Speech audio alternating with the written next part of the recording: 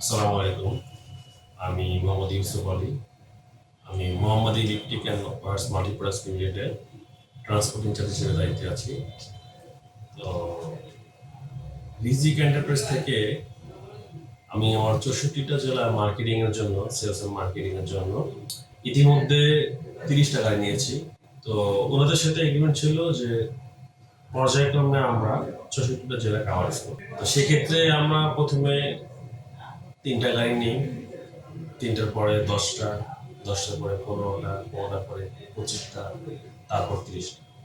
তো প্রথমে দেখলাম যে আসলে 3টা গাড়ি যখন দিচ্ছে সার্ভিসটা মোটামুটি এখন নেওয়া হলো।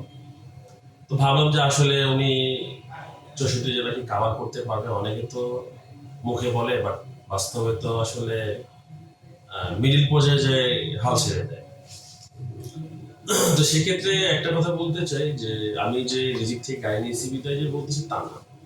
আমি অন্যান্য ব্র্যান্ডের কাছ থেকে গাড়ি নিয়েছি, বাট অন্যান্য ব্র্যান্ডের থেকে রিজিক এন্টারপ্রাইজ একটু আলাদা। আলাদা বলতে আসলে তারা মানে খুব কম প্রাইসে ভালো একটা সার্ভিস দিয়ে থাকে। ইভেন রাস্তায় যদি কোনো কারণে গাড়ি সমস্যা দেখা দেয়, ইন দ্য মিন টাইম ওনারা দেখলাম যে আরেকটা গাড়ি সাপোর্ট দিয়ে দেয়। এই জিনিসটা রিজিক এন্টারপ্রাইজের খুব ভালো একটা দিক। আর তাছাড়া হচ্ছে ওরা কমিটমেন্ট ঠিক রাখে। ওরা মুখে যা বলে বাস্তবে ওরা সার্ভিসটা সেরকম দেয়।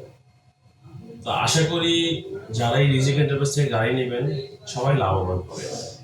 আমিও লাভবান।